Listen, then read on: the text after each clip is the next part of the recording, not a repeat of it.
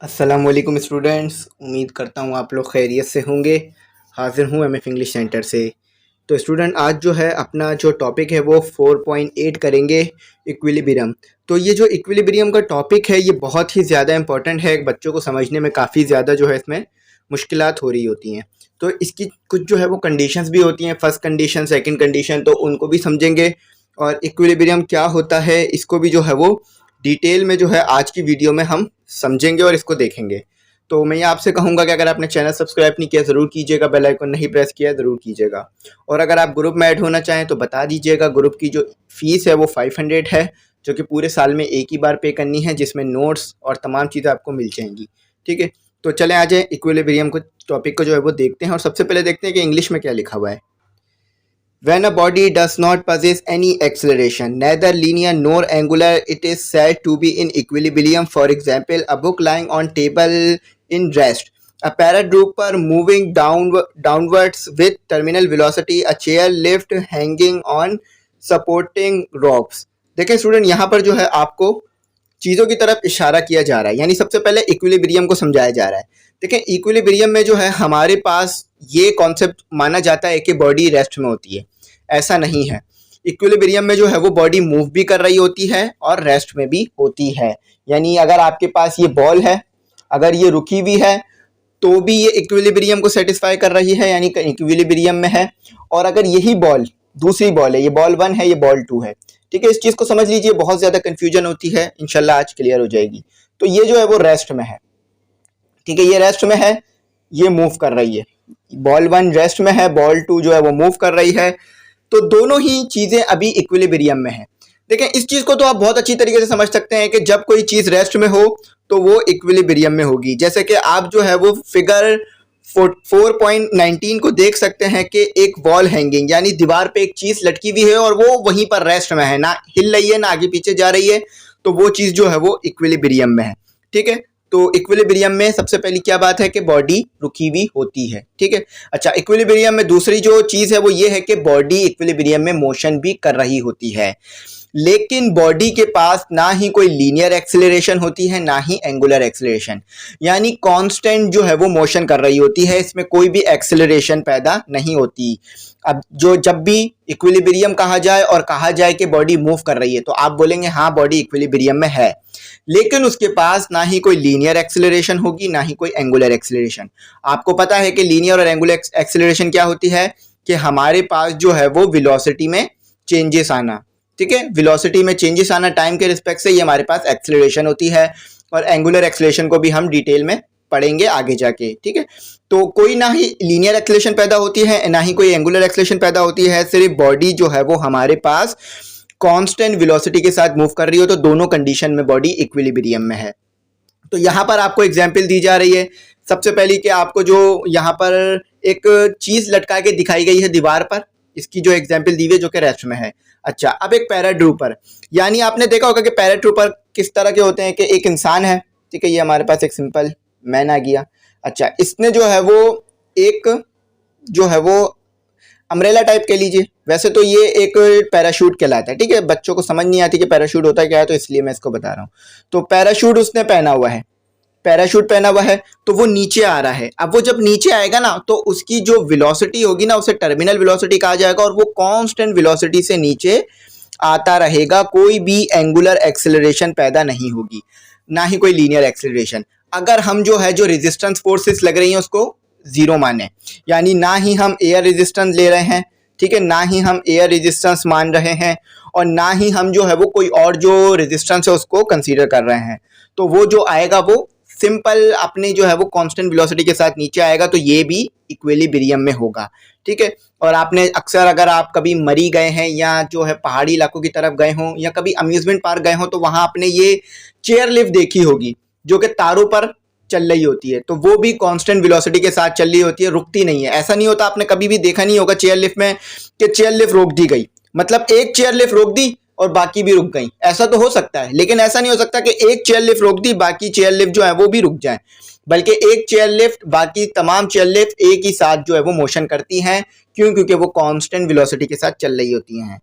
तो देखें, यहाँ पर आपको और आसान रहेगा समझने में स्टैटिक इक्विलिब्रियम और डायनेमिक इक्विलिब्रियम को। यानी इक्विलिब्रियम की हमारे पास दो टाइप्स होती हैं, जो कि बहुत सिंपल है, कोई भी मुश्किल नहीं होगी आपको समझने में। ठीक है, तो सबसे पहले टाइप नंबर 1, तो आपसे पूछा जाए कि कितनी टाइप्स होती हैं इक्विलिब्रियम की, तो आपके पास दो टाइप्स होती हैं। सबसे पहली टाइप है स्टैटिक इक्विलिब्रियम, जो कि बहुत सिंपल है और बच्चों को इस तो टाइप में कोई कंफ्यूजन क्रिएट नहीं होती, यानी ये टाइप कभी भी बच्चों को कंफ्यूज नहीं कर पाती। अच्छा, स्टैटिक इक्विलिब्रियम में बॉडी रेस्ट में रहेगी। रेस्ट से मुराद हिलेगी नहीं, जहां पर है वहीं पर रहेगी। और रेस्ट और मोशन को आप अच्छी तरीके से पीछे स्टडी कर चुके हैं डायनेमिक और काइनेमेटिक्स में। ठीक है, काइनेमेटिक्स में स्टडी कर चुके हैं। तो बॉडी ए फॉर एग्जांपल के हमारे पास एक बुक है, यहाँ मैं एक रफ डायग्राम बुक की ड्रॉ कर देता हूँ।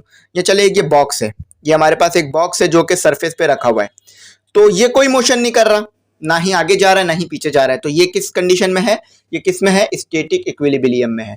तो स्टैटिक इक्विलिब्रियम की डेफिनेशन आपको लिख के दी हुई है। A body at rest is said to be in static equilibrium, कि जब एक बॉडी रेस्ट में हो और मोशन नहीं कर रही हो तो उसे स्टैटिक इक्विलिब्रियम कहा जाएगा, यानी अपनी पोजीशन को मेंटेन करके रखा हुआ है।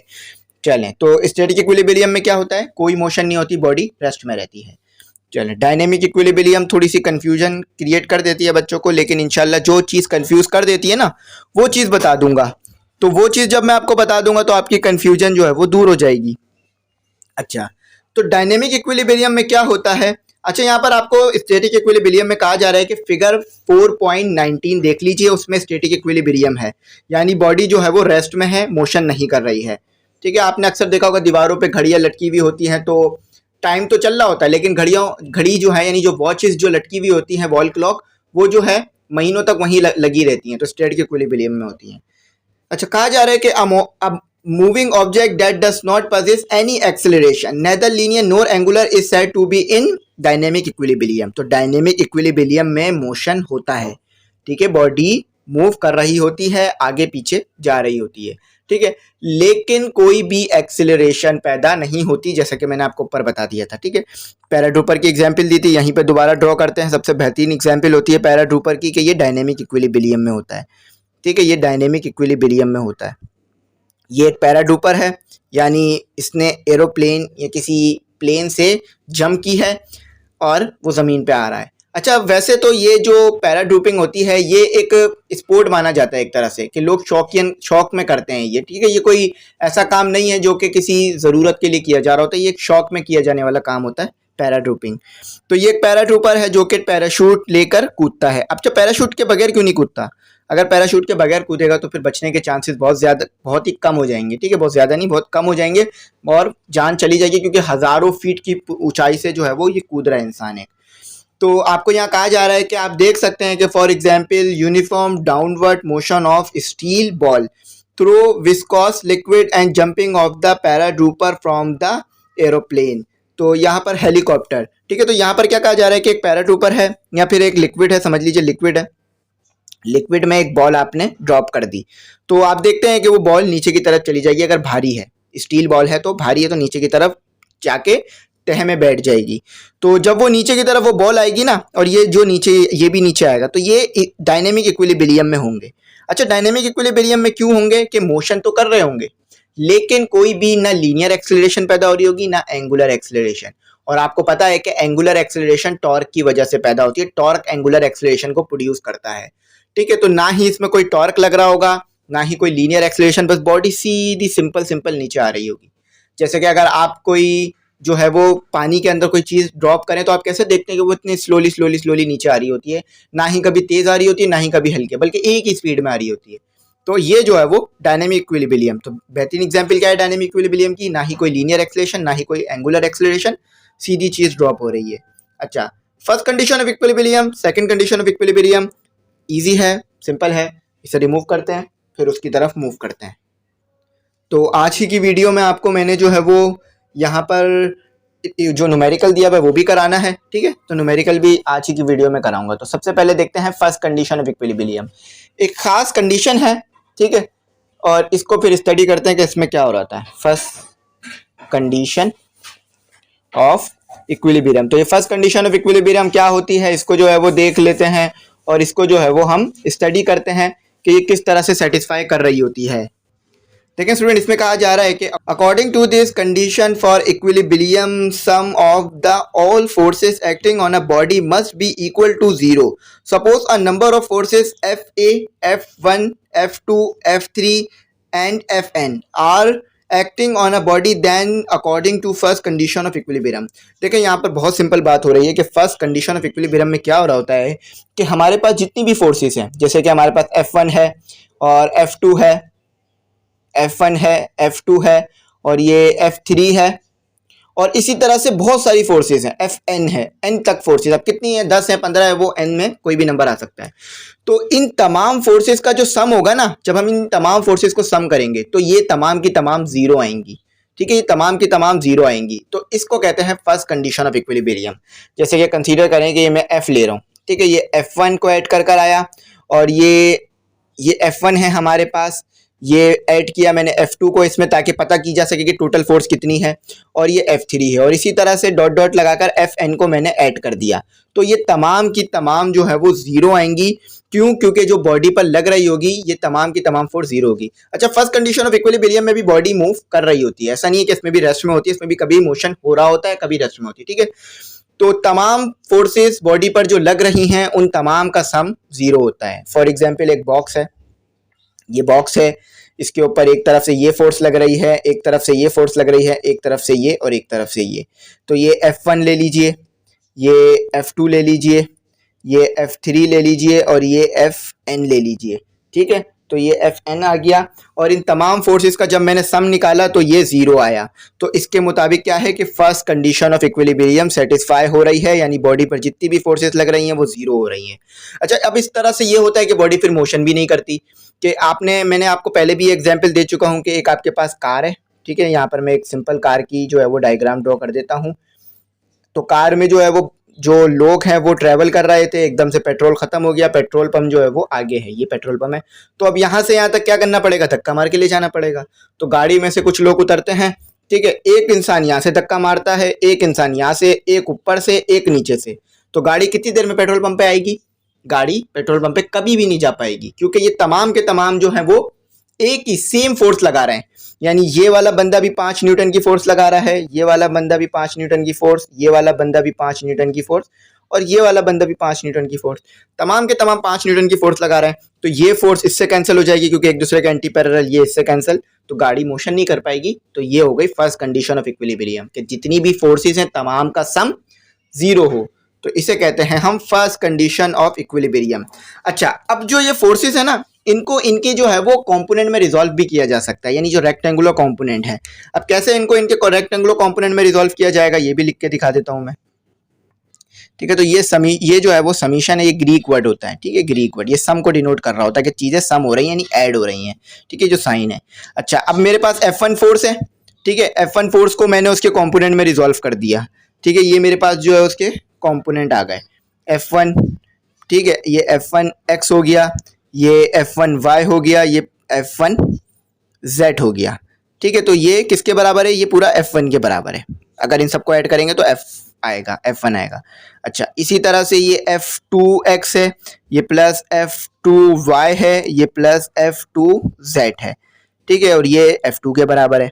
तो इनके कंपोनेंट भी, अगर इनके कंपोनेंट का सम भी लिया जाए तो वो भी जीरो के बराबर आ रहा होता है। यानी अगर इनके कंपोनेंट, यानी जैसे मैंने तमाम जो एक्स एक्सिस में फोर्सेस हैं वो ले ली, जितनी भी एक्स एक्सिस में फोर्सेस आ रही हैं वो ले ली। तो ये एक्स एक्सिस में ये वाली फोर्स आ रही है, अच्छा, उनको ऐड करा लिया, तो इसको भी ऐड करा दिया। ये जो एक्स एक्सिस में जितनी फोर्स आएगी जीरो के बराबर। ठीक है, अब इसी तरह से वाई एक्सिस में जो फोर्सेस आ रही हैं वो ले ली। ठीक है, वाई एक्सिस की फोर्सेस ले ली मैंने, तो ये भी जो है वो जीरो आएगी। क्यों? क्योंकि सम जीरो। अच्छा, इसी तरह से जेड में ले लिया। ठीक है, जेड कंपोनेंट में ले ली तमाम फोर्सेस, क्योंकि अगर कंपोनेंट निकालना है तो जो कंपोनेंट है वो सब ऐड करना पड़ेगा ना, रिजल्टेंट निकालना है तो ये भी जीरो। तो जितनी भी फोर्स जहां से भी बॉडी पर लगे तमाम की तमाम जीरो के बराबर आएगी। तो ये थी फर्स्ट कंडीशन ऑफ इक्विलिब्रियम। अच्छी तरीके से एक्सप्लेन कर दी, कोई ऐसी चीज नहीं है जो समझ में नहीं आई हो। अच्छा, अब सेकंड कंडीशन ऑफ इक्विलिब्रियम से बढ़ने से पहले इसमें एक छोटी सी बात और इंक्लूड की गई है, वो भी पढ़ देते हैं। यहाँ कहा जा रहा है कि a basket of apples resting on the table or a clock hanging on the wall are at rest and hence satisfy first condition for equilibrium। तो यहाँ पर आपको एग्जाम्पल दी जा रही है, अगर जिस कमरे में बैठकर आप लेक्चर देख रहे हैं तो आपके सामने घड़ी लगी हुई होगी, ठीक है। तो घड़ी पर बहुत सारी फोर्सेस लग रही हैं, वेट उसको नीचे खींच रहा है और मुख्तलिफ उस पर फोर्सेस लग रही हैं, लेकिन वो तमाम फोर्सेस मिलकर जीरो हो जाती हैं तो घड़ी वहीं पर रुक जाती है, ठीक है। इसी तरीके से अगर आपके कमरे में और मुख्तलिफ चीज़ें हैं, जैसे कोई टेबल पे कोई चीज़ रखी हुई है आपके, तो आप देखेंगे कि जितनी भी उस पर फोर्स लग रही है, नॉर्मल रिएक्शन और वेट एक दूसरे को कैंसल आउट करके उसका सम जीरो, तो वो अपनी कंडीशन में, तो ये सब चीज़ें जो है वो फर्स्ट कंडीशन ऑफ इक्विलिब्रियम को सेटिस्फाई करती हैं। सेकंड कंडीशन ऑफ इक्विलिब्रियम की तरफ बढ़ते हैं। तो सेकंड कंडीशन ऑफ इक्विलिब्रियम भी एक जो है वो ज़बरदस्त चीज़ है। इसमें जो है आपको टॉर्क के ऊपर बात करनी है। देखिए टॉर्क हम पहले ही पढ़ चुके हैं, टॉर्क को हम इससे पहले ही डिस्कस कर कर यहाँ पर आए हैं, तो जब भी हमारे लिए ईजी होगा पढ़ना। और अगर आपने टॉर्क वाली वीडियो नहीं देखी है तो वो ज़रूर देख लीजिएगा, क्योंकि इंपॉर्टेंट वीडियो थी, तो उससे भी आपको समझने में आसानी रहेगी। चलें तो देखते हैं इधर क्या लिखा हुआ है, पढ़ते हैं और फिर सॉल्व करते हैं।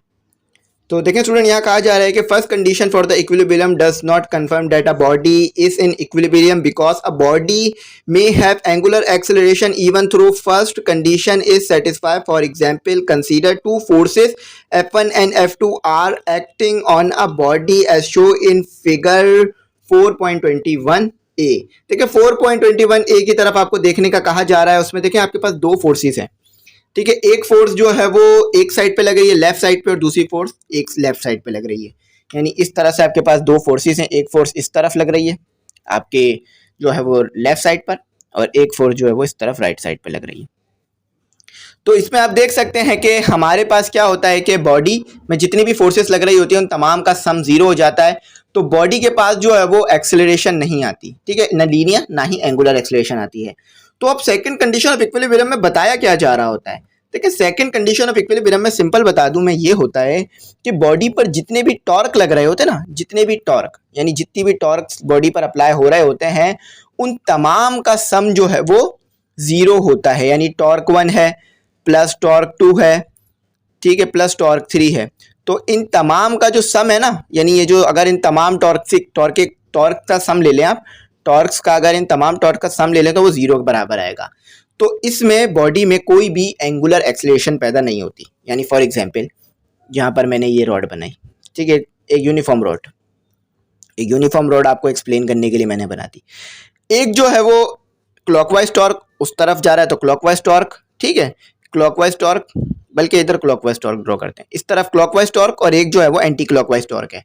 तो clockwise torque anti clockwise torque दोनों एक दूसरे को बैलेंस कर देंगे, तो हमारे पास बॉडी जो है वो सेकंड कंडीशन ऑफ इक्विलिब्रियम में चली जाएगी। यानी बॉडी पर जितने भी टॉर्क्स लग रहे हैं उन तमाम का सम जीरो है। आपको पता है कि जब बॉडी पर टॉर्क लगता है तो उसमें एंगुलर एक्सेलरेशन पैदा होती है। मार्कर से समझाता हूँ, ये मेरे पास सिंपल मार्कर है, एक मैं फोर्स यहाँ से लगाऊंगा, ठीक है, बल्कि यहाँ से लगाता हूँ क्लॉकवाइज पैदा करता हूँ, और एक फोर्स यहाँ से लगाऊंगा एंटी क्लॉकवाइज पैदा करता हूँ, ठीक है। तो एक फोर्स मैंने यहाँ से लगाई, ये यूं मोशन करा, देख रहे हैं आप एंगल यहाँ पर जो है टॉर्क पैदा हो रहा है, क्योंकि इसमें टर्न हो रहा है, टर्न कर रहा है। टर्न क्या चीज़ करा रही है इसको, टॉर्क जो है इसे टर्न करा रहा है। अच्छा, अब यही चीज़ जो है मैं यहाँ से करता हूँ कि एक फोर्स यहाँ से एक फोर्स यहाँ से लगाऊं, तो ये दोनों एक दूसरे को बैलेंस कर देंगे और बॉडी जो है वो मोशन नहीं करेगी, बॉडी रेस्ट में आ जाएगी। तो यानी अगर यूं मोशन तो कर सकती है, यानी देखें ये क्लॉकवाइज टॉर्क, ये एंटी क्लॉकवाइज टॉर्क, ठीक है, ये इस तरफ जो है वो एंटी क्लॉकवाइज टॉर्क, इस तरफ क्लॉकवाइज टॉर्क, तो ये नीचे की तरफ आ रहा है। लेकिन कोई आप देख सकते हैं कि एंगुलर एक्सेलरेशन पैदा नहीं हो रही, ना ही कोई एंगुलर मोमेंटम पैदा हो रहा है, सीधा नीचे चीज आ रही है। तो इसी चीज को कहते हैं हम सेकंड कंडीशन ऑफ इक्विलिब्रियम, कि बॉडी के अंदर मोशन तो होगी लेकिन कोई भी टॉर्क पैदा नहीं होगा। क्यों? क्योंकि ये वाले टॉर्क ने इस वाले टॉर्क को बैलेंस कर देना है और कोई भी मोशन नहीं होना। अब मैंने आपको करके दिखाया ना अभी बेहतरीन, इधर आपको प्रैक्टिकल करके दिखाया, एक और बार करके दिखाता हूँ प्रैक्टिकल आपको मैं। देखें इस तरफ फोर्स लगा रहा हूँ तो एंटी क्लॉकवाइज टॉर्क पैदा हो रहा है, ठीक है, अलग अलग इस तरफ फोर्स लगा रहा हूँ, अब इस तरफ फोर्स लगा रहा हूँ तो क्लॉकवाइज एंटी क्लॉकवाइज, इस तरफ लगा रहा हूँ तो क्लॉकवाइज। अच्छा, अब मैं क्या करता हूँ, एंटी क्लॉकवाइज और क्लॉकवाइज टॉर्क दोनों एक साथ अप्लाई करता हूँ। ये इस तरफ लगाऊंगा तो एंटी क्लॉकवाइज, इस तरफ लगाऊंगा तो क्लॉकवाइज, अब दोनों साथ अप्लाई कर दिए। तो अब देखें बॉडी सीधा मोशन कर रही है, बल्कि क्लॉकवाइज एंटी क्लॉकवाइज टॉर्क नहीं पैदा हो रहा। अब एक जो है वो हटा लेता हूँ टॉर्क, देखें मोशन शुरू हो गया, वही टॉर्क पैदा होना शुरू हो गया। तो क्या साबित हो रही है बात कि अगर जो टॉर्क है उनका तमाम का सम जो है वो यानी जीरो हो जाए तो बॉडी में मोशन तो रहेगी और वो कांस्टेंट वेलोसिटी के साथ मूव तो करेगी, लेकिन कोई भी उसमें टर्निंग इफेक्ट पैदा नहीं होगा। ये होती है second condition of equilibrium. Simple second condition of equilibrium simple है कि बॉडी पर जितने भी टॉर्क लग रहे हैं उन तमाम का सम जीरो हो। ठीक है, चलें आज आप न्यूमेरिकल करते हैं। मैंने इसका न्यूमेरिकल कराना था आपको, तो मैंने शायद ऊपर नहीं बताया कि न्यूमेरिकल भी कराऊंगा। तो इसका न्यूमेरिकल थोड़ा सा कॉन्सेप्ट वाला है, कॉन्सेप्ट क्लियर करने पड़ेंगे फिर ही न्यूमेरिकल समझ में आएगा। चलें न्यूमेरिकल शुरू करते हैं।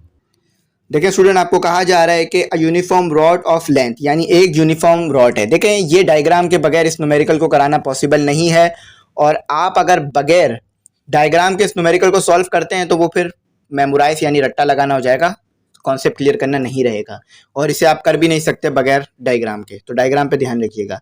तो इस पूरे की जो लेंथ आपको बताई गई वो बताई गई है, मैं ऊपर डिनोट कर देता हूँ। इसकी पूरे की लेंथ है आपके पास 2 मीटर। 2 मीटर का जो है ये हमारे पास है।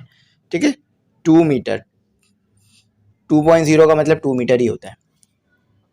फिर यहाँ पे कहा जा रहा है कि इस place on a which at, तो इसमें कहा जा रहा है कि एक सपोर्ट दी हुई है, विच यानी एक सपोर्ट दी हुई है। इसमें हमने कितने पर, इसमें हमने एक सपोर्ट दी हुई है 0.5 मीटर पर। 0.5 मीटर के बाद इसमें एक सपोर्ट लगा दी है हमने। तो ये हमने सपोर्ट लगा दी है एक छोटी सी, आप डायग्राम भी देखते जाइए साथ साथ। 4.82, और फिर कहा जा रहा है कि इट्स वन एंड, एक एंड पर। ठीक है, एक एंड पे लगाई है, दूसरे एंड पे नहीं लगाई, दूसरा एंड खाली छोड़ा हुआ है अभी मैंने। फिर कहा जा रहा है कि अ फोर्स ऑफ 150 न्यूटन, तो जो है वो 150 न्यूटन की जो फोर्स है वो अप्लाई की जा रही है, apply eight one end of its and. तो एक एंड पर इसके 150 न्यूटन की फोर्स अप्लाई की जा रही है, यानी इस एंड पर ही 150 न्यूटन की फोर्स। तो 150 न्यूटन की फोर्स लग रही है। अब फोर्स क्यों लगा रहे हैं कि आपको पता है कि ये आगे पीछे रखा हुआ है, तो बॉडी यूं नीचे की तरफ मोशन कर रही होगी। तो जब हम नीचे से धक्का देंगे तो बॉडी स्टेबल हो जाएगी, यानी यहाँ से ये इसको अपनी तरफ धक्का दे रही होगी, ग्रेविटी अपनी तरफ खींच रही होगी। तो फोर्स लगाने से ये दोनों बैलेंस हो जाएंगे। वेट नीचे की तरफ उसको धक्का दे रहा होगा ना, देखें जैसे कि ये समझें ये है रॉड, तो ये देखें ये नीचे की तरफ घिस रहा है, ये गिर रहा है। अब मैं यहाँ से इसे पकड़ लूँ फोर्स लगाकर, तो देखें स्टेबल हो गया। तो इसीलिए ये फोर्स लगाई हुई है नीचे, यूँ इस तरफ यूँ पकड़ के फोर्स। अगर छोड़ दूंगा तो फिर देखें वो गिरना शुरू हो गया। ठीक है, गिर रहा है ना। तो अगर सेंटर में होता तो नहीं गिरता, लेकिन ये सेंटर में नहीं है। सेंटर में होता तो 1 मीटर पर होता, 0.5 मीटर पे, यानी सेंटर से बहुत पहले है।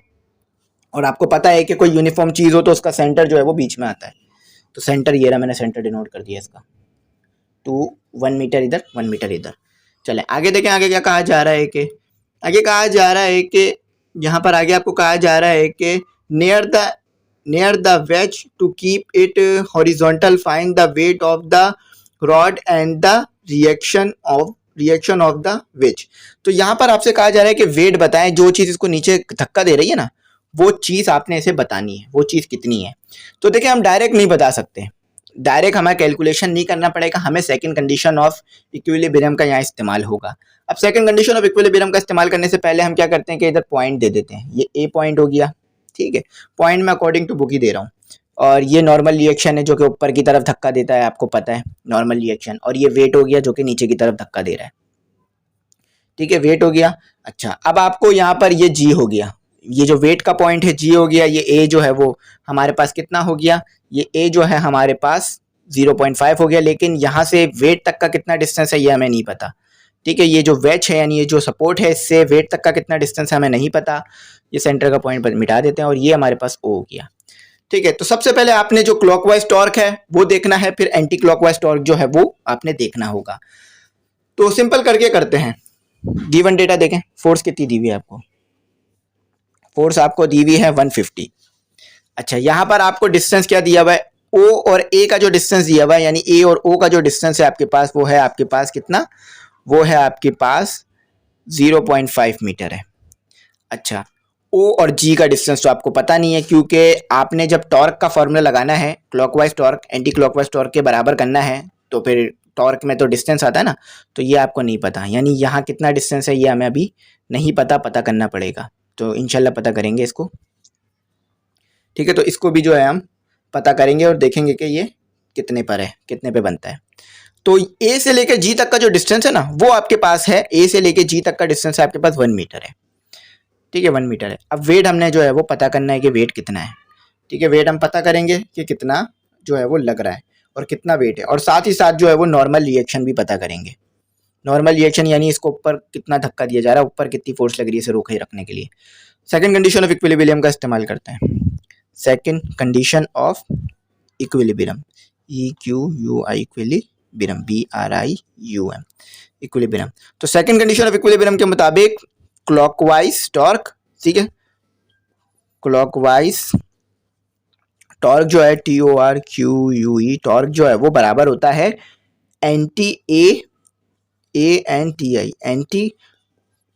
क्लॉकवाइज टॉर्क के, ठीक है। इधर पूरी स्पेलिंग लिख देता हूँ, TORQUE। तो अब आपने देखना है कि क्लॉकवाइज टॉर्क कौन पैदा कर रहा है और एंटी क्लॉकवाइज टॉर्क कौन पैदा कर रहा है। तो सबसे पहले हमने एक चीज और भी पता लगानी थी कि हमने जो है वो OG पता लगाना था, तो OG यहाँ पता लगा लेते हैं, ठीक है। OG पता लगाना है क्योंकि हमें clockwise torque anti clockwise torque का फॉर्मूला खोलना पड़ेगा। तो देखें OG कैसे बनेगा कि आपके पास जो ये AO है और AG है, अगर आप AG में से AO माइनस कर दें तो OG पता लग जाएगा। देखें AG पूरा बन रहा है, तो AO माइनस कर दोगे तो जो बचेगा वो OG होगा। तो OG लिखा मैंने। OG लिखने के बाद जो है मैंने AG में से माइनस कर दिया, AG में से मैंने माइनस कर दिया AO को, तो देखें क्या आता है, OG आ गया। तो ये है हमारे पास 1, AG जो है वो 1 है और ये जो है वो 0.5 है। तो 1 में से माइनस किया 0.5 तो आपके पास आया 0.5 ही आया, ठीक है, 0.5 ही आएगा। तो 0.5, तो AG हमारे पास आ गया है 0.5, थोड़ा सा डिफिकल्ट न्यूमेरिकल है, ठीक है। तो क्लॉकवाइज टॉर्क कौन पैदा कर रहा है? क्लॉकवाइज टॉर्क पैदा कर रहा है वेट और OG, यानी टॉर्क का फॉर्मूला आपको पता है ना, ये पहले मैं टॉर्क लिख देता हूँ, ठीक है। ये C लिख दिया है तो इसका मतलब है कि क्लॉकवाइज टॉर्क, ये AC लिख दिया यानी एंटी क्लॉकवाइज टॉर्क। तो AC यानी क्लॉकवाइज टॉर्क कौन पैदा कर रहा है? क्लॉकवाइज टॉर्क पैदा कर रहा है आपके पास, आपको टॉर्क का फॉर्मूला तो याद है ना, FD। तो यहाँ पर F की जगह लिया जाएगा वेट, क्योंकि वेट भी एक फोर्स होता है, और उसके साथ लिया जाएगा आपके पास OG, ठीक है। ये टॉर्क का फॉर्मूला हो गया F और ये D, ये जो OG जो है ये डिस्टेंस को डिनोट कर रहा है D को, ठीक है। अच्छा, और एंटी क्लॉकवाइज टॉर्क कौन पैदा कर रहा है? एंटी क्लॉकवाइज टॉर्क पैदा कर रहा है फोर्स और AO। आपको AOG पता है, F पता है और AO पता है, तो वेट निकाल लीजिए, कोई मुश्किल नहीं है। तो इसको रिमूव करके वेट निकालते हैं, ठीक है। तो पहले वैल्यूज पुट कर देता हूँ यहाँ पर मैं, W मुझे पता करना है और ये OG जो है मेरे पास 0.5 बन रहा है और ये 150 है मेरे पास और ये मल्टीप्लाई हो रहा है 0.5 से, ठीक है। तो रिमूव करके अब ऊपर करते हैं। तो डायग्राम एज इट इज बनी हुई है, वो रिमूव नहीं की है और वो रिमूव करूंगा भी नहीं, वरना तो आपके लिए कंफ्यूजन हो जाएगी समझने में। तो 150 मल्टीप्लाई बाय 0.5 तो क्या आता है 300 डिवाइडेड बाय 0.5 से क्यों डिवाइड करा रहा हूँ, क्योंकि वो वहाँ मल्टीप्लाई हो रहा था। तो 300 divided by 0.5, the answer is, हमारे पास जो है वो आंसर आ रहा है। तो यहाँ पर एक चीज़ जो हमसे गड़बड़ हो गई है, देखें जब हम 150 को मल्टीप्लाई करेंगे, 150 मल्टीप्लाई बाय 0.5 तो हमारे पास आएगा 75, ठीक है, वो हमने 300 लिख दिया।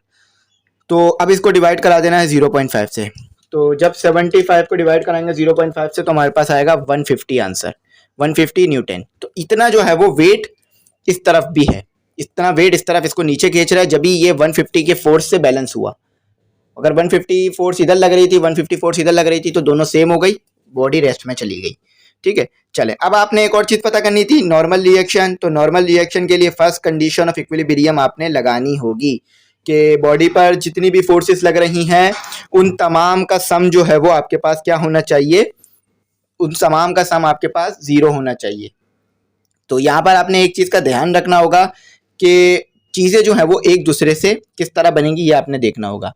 तो R minus F minus W, देखें सबसे पहले तो यहाँ पर ये 0 होगा, ठीक है। हमने तो सम की बात की थी तो यहाँ तो हमने सब्ट्रैक्शन कर ली, तो यहाँ सब्ट्रैक्शन इसलिए हो रही है कि यहाँ पर कंडीशन बन रही है। अब कंडीशन क्या बन रही है वो यहाँ पर देखें आप, देखें फोर्स और W एक दूसरे के बराबर था, फोर्स और वेट एक दूसरे के बराबर था जब भी बॉडी रेस्ट में आई ना। अगर फोर्स ज़्यादा होता और वेट हल्का होता तो बॉडी रेस्ट में कभी भी नहीं आती। तो अगर हम इसका टोटल फोर्स निकालना चाहें तो क्या करनी पड़ेगी, हमें उधर ले जाकर माइनस करना पड़ेगा। तो ये जो है इसकी टोटल फोर्स आएगी, तो यहाँ पर ये चीज़ हुई है। और इसी तरह से ये नॉर्मल रिएक्शन के साथ भी हो रहा है कि ये इससे नॉर्मल रिएक्शन भारी है फोर्स से, ठीक है। तो यही चीज़ यहाँ भी हो रही है, तो दोनों को उधर ले जाते हैं, तो F प्लस W। तो यहाँ ये चीज़ भी नोट कर सकते हैं कि आप कि 150 प्लस 150, तो वही सम आ गया ना सब चीज़ों का, तो 300 न्यूटन आ रहा है। तो देखें हमें क्या कहा था कि जो जितनी भी फोर्सेस का सम है वो जीरो होना चाहिए, तो यहाँ जीरो नहीं है, यहाँ पर ये इतने के बराबर आ रहा है, ठीक है। तो ये फर्स्ट कंडीशन ऑफ इक्विलिब्रियम हमने सेटिस्फाई कर ली। तो ये हमारे दो न्यूमेरिकल हो गए, सॉरी ये एक ही न्यूमेरिकल था, क्वेश्चन दो थे, आंसर दो थे इसके, तो दोनों आंसर आ गए। चलें अब स्टेबल इक्विलिब्रियम, अनस्टेबल इक्विलिब्रियम और न्यूट्रल इक्विलिब्रियम बड़ी डिफरेंट चीज़ें हैं, बड़ी ही काम की चीज़ें हैं, तो उसको समझते हैं। तो देखें स्टूडेंट, अब आ जाते हैं stable equilibrium, STABLE, stable equilibrium, BRI। कोई इक्विलिब्रियम पढ़ रहा होता है, कोई इक्विलिब्रियम पढ़ रहा होता है, तो इक्विलिब्रियम होता है वैसे ये, तो फ्लूइड में जो है वो फ्लो में बोलने में इक्विलिब्रियम पढ़ रहे होते हैं, ठीक है, प्रोनाउंसिएशन मिस्टेक होती है। चलें अब आ जाते हैं स्टेबल इक्विलिब्रियम होता क्या है। बहुत सिंपल चीज़ है, डेफिनेशन भी बहुत सिंपल है इसकी। तो ये समझे, ये है आपके पास एक बॉक्स जो कि मैंने रखा हुआ है किसी भी सरफेस पर, और इसका सेंटर ऑफ मास यानी सेंटर ऑफ ग्रेविटी किस तरफ होगा, सेंटर ऑफ ग्रेविटी बीच में होगा। अच्छा, सेंटर ऑफ ग्रेविटी बीच में क्यों होगा, सेंटर ऑफ ग्रेविटी बीच में इसीलिए होगा क्योंकि हमारे पास जो ये बॉक्स है, यानी ये जो हमारे पास बॉक्स है, ये एक आइडेंटिकल चीज है, यानी ये एक रेगुलर शेप है। तो रेगुलर शेप में आपको पता है कि सेंटर ऑफ ग्रेविटी बीच में होता है, पीछे पढ़ा चुका हूं आपको, और सेंटर ऑफ ग्रेविटी निकालना भी सिखा चुका हूं। तो ये स्टेबल इक्विलिब्रियम में क्या होता है कि जब आप किसी चीज को मोशन कराएं, यानी इस बॉक्स को मैंने जो है वो खड़ा कर दिया, इसके ऊपर ऐसे कर दिया, ऊपर उठा लिया, थोड़ा सा ऊपर उठा लिया, तो सेंटर ऑफ ग्रेविटी जो है वो भी ऊपर चली गई साथ साथ, ठीक है, सेंटर ऑफ ग्रेविटी भी ऊपर चली गई। तो जब आप किसी चीज को मोशन कराएं और उसके मोशन को छोड़ें, और वो छोड़ने पर दोबारा अपनी ओरिजिनल पोजीशन में आ जाए, यानी जैसा था वैसे ही आ जाए, तो इसको कहते हैं स्टेबल इक्विलिब्रियम, यानी चीज अपनी पोजीशन में दोबारा आ गई। फिर बोलता हूं कि आप किसी चीज को मोशन कराएं और मोशन करने के बाद उसे छोड़ें, यानी फोर्स अप्लाई करें और फोर्स अप्लाई करना छोड़ें, और वो दोबारा उसी पोजीशन में आ जाए जिस पोजीशन में थी, इसे कहते हैं स्टेबल इक्विलिब्रियम। फर्स्ट कंडीशन ये थी, फर्स्ट ये था, ठीक है। सेकंड में मैंने फोर्स लगा के ये ऊपर की तरफ बढ़ाया इसे, और हमारी जो सेंटर ऑफ ग्रेविटी थी वो इस तरफ आ गई, लेकिन जब मैंने इसे दोबारा छोड़ा तो ये वापस अपनी पोजीशन पे आ गया। तो ये है ये है स्टेबल इक्विलिब्रियम, कि फोर्स लगाओ चीज मोशन करे, लेकिन जैसे ही फोर्स लगाना छोड़ो अपनी ओरिजिनल पोजीशन में आ जाए, फर्स्ट कंडीशन ऑफ इक्विलिब्रियम को डिनोट करता है। तो ऊपर भी लिखा हुआ है कि there are 3 state of equilibrium, state यानी conditions, stable equilibrium, unstable equilibrium and neutral equilibrium. Stable equilibrium में कहा जा रहा है कि a body is in stable equilibrium if when slightly displace and then release it return to its previous position. तो body पे force लगाई, उसने अपनी डिस्प्लेस किया, जगह चेंज की, जैसी फोर्स लगाना छोड़ी दोबारा अपनी पोजीशन में आ गई। इसके लिए आप बेहतरीन एग्जांपल आपको दी हुई है फिगर 4.23 में, अगर आप देखें तो आपको स्टेबल इक्विलिब्रियम समझ में आ जाएगा, जो कि मैंने यहाँ बता दिया आपको। चलें, अच्छा इसमें एक बात जो लिखी हुई है नीचे जो पॉइंट में, वो बड़ी इंपॉर्टेंट है। कहा जा रहा है कि a body is in stable equilibrium when, यानी जब भी बॉडी स्टेबल इक्विलिब्रियम में होगी ना, तो ये चीजें हो रही होंगी। It's centre of gravity is eight lowest position.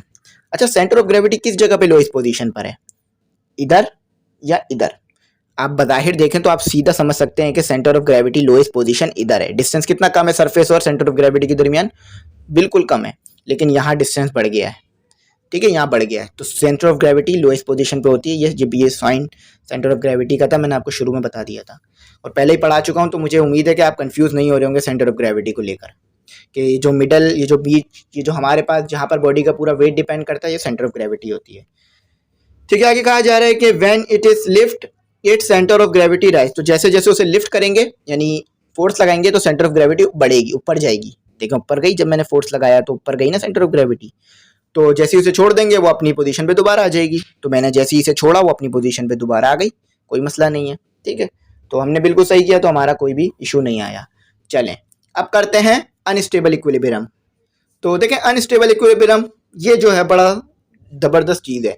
अच्छा, आपके पास ये मेरे पास है पेंसिल, एक सिंपल पेंसिल। आप चाहें तो इसकी जो है वो प्रैक्टिकल परफॉर्म कर सकते हैं, ठीक है, अपने स्कूल में, अपनी क्लास में टीचर को भी करके दिखाइएगा, तो टीचर आपको ज़रूर अप्रिशिएट करेगा इस प्रैक्टिकल पे, ठीक है। प्रैक्टिकल के लिए अक्सर हम यही सोचते हैं कि बड़े बड़े इंस्ट्रूमेंट चाहिए, छोटी छोटी चीज़ों से भी प्रैक्टिकल्स हो जाते हैं। अभी मैं आपको अपने पेन से करके दिखा दूंगा, ठीक है। तो ये मेरे पास था एक पेन जो कि अभी अनस्टेबल इक्विलिब्रियम में किस तरह जाएगा ये देखते हैं।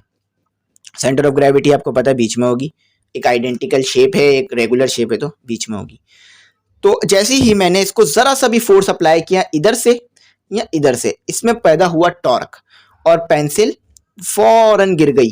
कहते हैं ना कि जो चीजें बहुत मुश्किल से खड़ी की जाती हैं उनके पास बड़ा ध्यान से जाओ ताकि कहीं वो टूट ना जाए। जैसे कि एक जो है वो गमला रखा हुआ है आपके घर में, बहुत महंगा है, ठीक है, आप जो है वो करीब गए तो वो खुदा ना खास्ता आपका हाथ लगा गिर गया, इसी तरह से गिर गया तो अनस्टेबल इक्विलिब्रियम में चला गया। तो ये अनस्टेबल इक्विलिब्रियम क्या होता है कि आपके पास जो चीज़ है उस पर आपने ज़रा सी भी जो है वो मोशन करी, ज़रा सी भी आपने जो है वो फोर्स लगाया, वो फौरन गिर जाए और जो है वो अपनी दोबारा पोजीशन में ना आ सके। अनस्टेबल इक्विलिब्रियम क्या है कि फोर्स लगाने से अपनी जगह को तब्दील करे और दोबारा अपनी पोजीशन में ना आ सके, इसे कहते हैं अनस्टेबल इक्विलिब्रियम। देखिए यहाँ लिखा हुआ है कि a body is said to be in unstable equilibrium when slightly tilt does not return back to its original position, previous position, ठीक है। प्रीवियस पोजीशन में अब दोबारा नहीं आ सकती ये चीज़ क्योंकि ये गिर गई है, फोर्स लगा के दोबारा खड़ा करना पड़ेगा तो आ जाएगी, लेकिन खुद ब खुद नहीं आ सकती, जैसे बॉक्स के केस में हो रहा था, खुद ब खुद आ गई थी, ठीक है। तो इसमें यही कहा जा रहा है कि इन सेंटर ऑफ ग्रेविटी, अच्छा जब बॉडी अनस्टेबल इक्विलिब्रियम में होगी तो क्या होगा ये बताया जा रहा है। In centre of gravity is at highest position, तो देख रहे हैं कितनी ज्यादा हाईएस्ट पोजीशन पर है सेंटर ऑफ ग्रेविटी सरफेस से। अच्छा जैसे ही वो उसको आप छेड़ेंगे तो फिर वो लोएस्ट पोजीशन पे आ जाएगी। देखें यहाँ पर अब लोएस्ट पोजीशन पे आ गई, जमीन से टकरा गई, पहले हाईएस्ट थी अब लोएस्ट पे आ गई। अच्छा, it previous position can not be restored by raising its, raising its. तो देखें अब इसकी प्रीवियस पोजीशन इसको दोबारा नहीं मिल सकती जब तक आप फोर्स लगा के दोबारा इसे खड़ा ना करें, ये खुद ब खुद इस पोजीशन में दोबारा नहीं जा सकेगा। तो ये होता है स्टेबल अनस्टेबल इक्विलिब्रियम। चले न्यूट्रल इक्विलिब्रियम आखिरी चीज है, खत्म करते हैं इसे।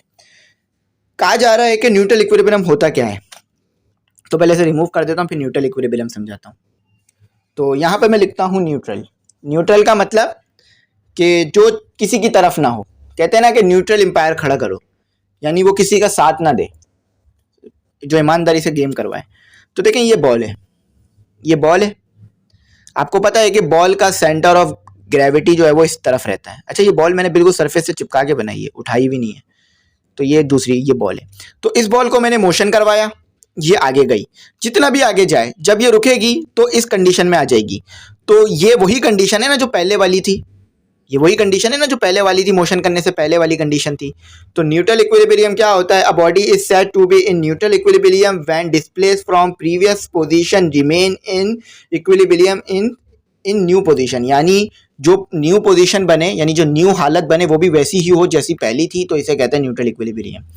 अब देखें ये बॉल है, मैं कितना भी इससे खेलूं, कितना भी इसको दीवार पे मारूं, जब इसको दोबारा जहां से लिया था वहीं पे रखूंगा, हाँ गंदी हो जाएगी, उससे हमारा कोई जो है वो सरोकार नहीं है कि बॉल कितनी गंदी है कितनी साफ। हमने ये देखना है कि हालत चेंज हुई, वो बॉल से स्क्वायर हो गया या नहीं हुआ, यानी मैंने इससे इतना खेला कि ये बॉल से स्क्वायर बन गया, तो ये न्यूट्रल इक्विलिब्रियम नहीं हुआ। इससे जितना भी खेलो, जितना भी मोशन कराओ, जब ये रुकेगी तो दोबारा बॉल की कंडीशन में ही मिलेगी, तो इसको कहते हैं हम न्यूट्रल इक्विलिब्रियम, कि बॉडी जो है अपनी स्टेट को चेंज ना करे, ठीक है, जिस कंडीशन में थी उसी में रहे मोशन के बाद, तो ये होती है न्यूट्रल इक्विलिब्रियम। तो न्यूट्रल इक्विलिब्रियम की डेफिनेशन एक और बार डिनोट करता हूँ कि बॉडी जो है वो जितना भी मोशन करे लेकिन जब वो रुके तो उसी हालत में हो जिस हालत में चली थी, इसे कहते हैं न्यूट्रल इक्विलिब्रियम। अच्छा आप ये नहीं देखिएगा कि बॉल को जब हम खेल रहे थे तो वो नई थी, चमकदार, साफ सुथरी, लेकिन बाद में जब हम उसको रखा तो वो गंदी हो गई, तो ये सब न्यूट्रल तो नहीं हुआ, चेंज हो गई। यहाँ पर मैं उसकी हालत के ऊपर बात नहीं कर रहा कि वो किस तरह दिख रही है, वो यहाँ पर हम उसके डायमेंशन पे बात कर रहे हैं, उसकी हालत पे बात कर रहे हैं कि वो किस तरह की है, मतलब उसकी जो शेप है वो तो चेंज नहीं हो रही ना। जितना भी खेलें बॉल ही रहती है, थोड़ी है कि 2-3 शॉट के बाद वो बॉल से स्क्वायर बन जाए या बॉल से रेक्टेंगुलर बन जाए, स्क्वायर ही रहेगी, वो जो सर्कल ही बना रहेगा, बॉल स्पेयर ही रहेगी, ठीक है। बॉल सर्कल नहीं होती, बॉल स्पेयर होती है, 3 डायमेंशनल होती है, ठीक है। तो जिस न्यूट्रल इक्विलिब्रियम की आखिरी बार डेफिनेशन दोहराता हूँ कि जब आप उसको मोशन कराएं और जब वो रुके तो उसी कंडीशन में आ जाए जिस कंडीशन में थी, तो इसे कहते हैं न्यूट्रल इक्विलिब्रियम, चेंजेस ना आना। तो इधर भी न्यूट्रल इक्विलिब्रियम के बारे में यही बताया जा रहा है कि in centre of gravity, its centre of gravity always remain above the points of constant, तो यानी इसका जो सेंटर ऑफ ग्रेविटी है वो कांस्टेंट ही रहता है। देखिए अभी भी यहीं पर है, अभी भी यहीं पर है मोशन के बाद भी, ठीक है। When it displays from its previous position, its center of gravity remain its same height, तो सेम हाइट पे ही रहता है, यानी तब्दील नहीं होता। ऐसा तो नहीं है ना कि आप जब आपने मोशन कराया तो वो यहाँ पहुंच गया था और जब मोशन खत्म हुआ तो वापस वहीं पर आ गया, बल्कि जहां था वहीं रहा, ड्यूरिंग द मोशन भी और मोशन के बाद भी। All the new state in which body is move are the stable state, तो वो जब दोबारा बॉडी रुकेगी तो उसी कंडीशन में आ जाएगी जिसमें पहले थी, ठीक है। तो इक्विलिब्रियम डिटेल में बता दिया। आई होप कुछ ऐसा ना हो जो कि समझ ना आया हो, और अगर कुछ नहीं भी समझ में आया हो तो आप एक काम कीजिएगा, क्योंकि मेरा ये खुद का ज़ाती एक्सपीरियंस है कि मैंने भी काफ़ी यूट्यूब से चीज़ें सीखी और पढ़ा है। अक्सर ना पहली पहली बार में ना चीज़ें बिल्कुल नई होती हैं तो समझ नहीं आ रही होती, तो जब एक और बार वीडियो रिवाइंड करके देखते हैं ना तो चीज़ समझ में आ जाती है। एक मिरेकल कह लीजिए ये। तो अगर आपको कुछ नहीं समझ में आया हो तो वीडियो रिवाइंड करके देख लें, फिर भी नहीं समझ में आया तो फिर पूछिएगा इंशाल्लाह, ठीक है। ताकि क्या पता आपको वो बात ज़्यादा अच्छी समझ में आ जाए जो वीडियो में है, ताकि जो मैं बताऊँ आपको मैसेज पे वो ज़्यादा मुश्किल हो, ठीक है। अक्सर हो जाता है, मुश्किल हो जाती है बात अगर जो है मैसेज पे समझाना, तो वीडियो में ज़्यादा आसान होता है जब भी वीडियो रिकॉर्डिंग करते हैं। तो आई होप समझ में आ गया होगा, कुछ ऐसा नहीं होगा जो रह गया होगा, और अगर नहीं आया हो तो पूछ लीजिएगा। और नोट्स का मैंने आपको बता दिया था, 3 बन गए हैं, फिजिक्स, इंग्लिश और इस्लामियत। अच्छा, और ग्रुप का यहाँ पे जो कन्फ्यूजन होती है बच्चों को कि सर ग्रुप में ऐड होने के बाद आप नोट्स की फ़ीस अलग होगी, तो कोई फ़ीस अलग नहीं है, नोट्स भी ग्रुप में ही मिल जाएंगे, ठीक है, उसी में मिलेंगे। और तमाम जो चीज़ें हैं ना, तो फीस एक बार पे करनी है, उसके बाद कोई साल में दोबारा पे नहीं करनी, साल में एक बार, ठीक है। जैसे साल कंप्लीट हो जाएगा, यानी जैसे पेपर ख़त्म हो जाएंगे तो ग्रुप भी जो है हमारा ख़त्म हो जाएगा। जब तक पेपर नहीं होने ग्रुप बना रहेगा और उसमें पढ़ाई चलती रहेगी। तो आई होप समझ में आ गया होगा। तो आखिर में कहूँगा चैनल ज़रूर सब्सक्राइब कीजिएगा, बेल आइकन ज़रूर प्रेस कीजिएगा। Thanks for watching. अल्लाह हाफिज़, दुआ में याद रखिएगा।